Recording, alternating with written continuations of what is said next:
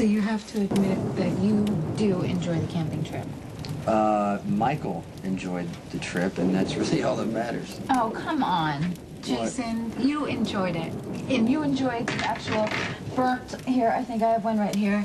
Okay. The burnt marshmallows, no, they're crispy. I like watching you They're panic good, I like it. fire. What is that exactly? Can you tell me exactly what that is? It's sticky, is what it is. Good. And I'm not eating it. Oh, am I interrupting? Yes? I apologize. I know unexpected guests can be such an inconvenience. Oh, by the way, the room is very comfortable, thank you. Oh, good. So why don't you stay up there? Since we're all here together, I'd like to make the best use of our time. I was wondering if we could, have a therapy session. Now? All right. Forget it, okay? This is Michael's house, not your office, Dr. Thomas. I didn't mean Michael. I meant you.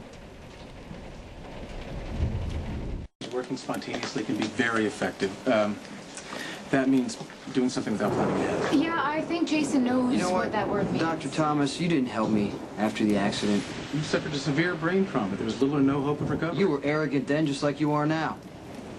Do you remember anything else from that time? What does that have to do with Michael? Michael is surrounded by people who are sending him mixed messages about therapy.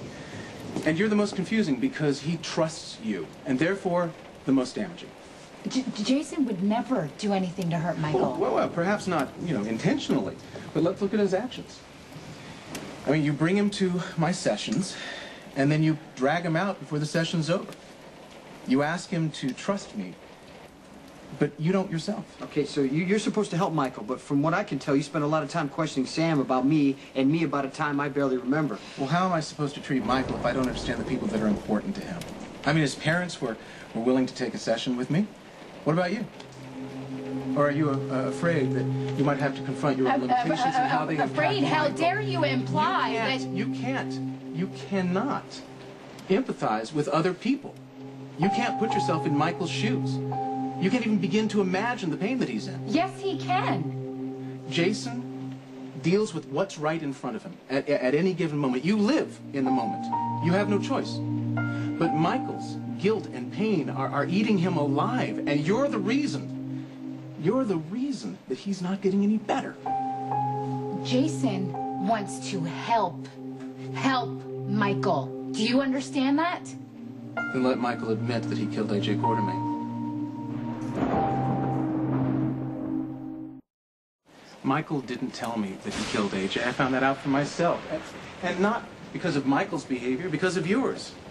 You're uncooperative, you're secretive, you're rude. Well, don't like you never did, so... Look, you've been trying to control the situation from the start. And it's clear that you're trying to protect Michael. I mean, you'd pull him out of his session every time he was on the brink of saying something terrible.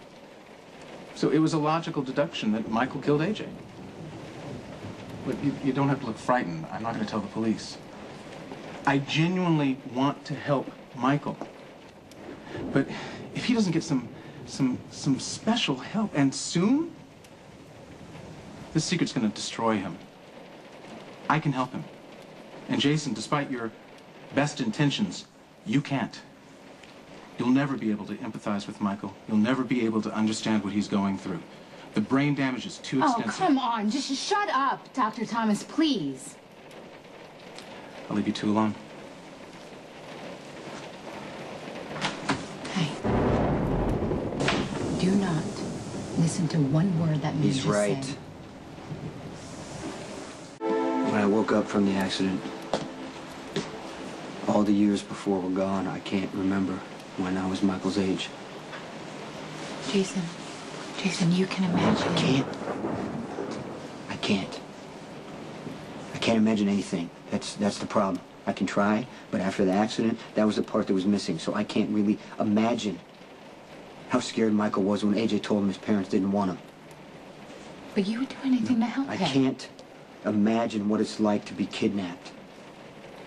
To be scared for your brother and your sister and scared for yourself. I don't know what it's like to be told that your whole life is a lie. I cannot feel what Michael feels. I can't imagine what he feels. You love that little boy in your heart, where it counts. You would do anything Who cares how much I love him if I can't help him? If when I try, I hurt him instead.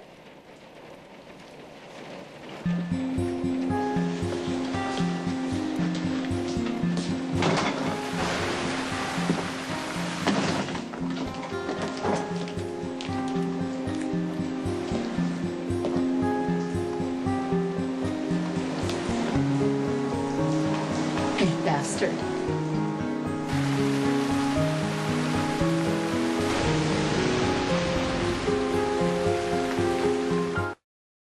You were deliberately cruel to Jason. I was telling the truth. You had no right to tear him You down like obviously that. love Jason very much. How I feel about Jason is none of your damn business. I am he not loves that trying kid to more hurt than you... Jason.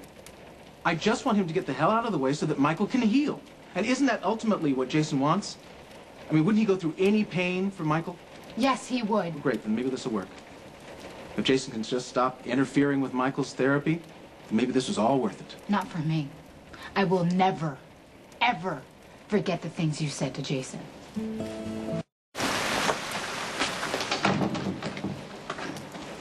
Where you going?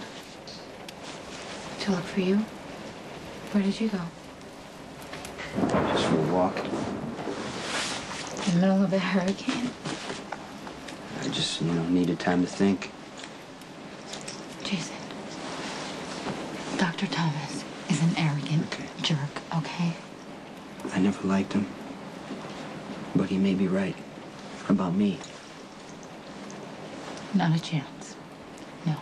Sam, you said it yourself that I send mixed messages to Michael, and I do. I ask him to talk to Dr. Thomas, and then I won't let him tell the truth. Please, Jason, please do not believe a word that Dr. Thomas says, please. I believe you.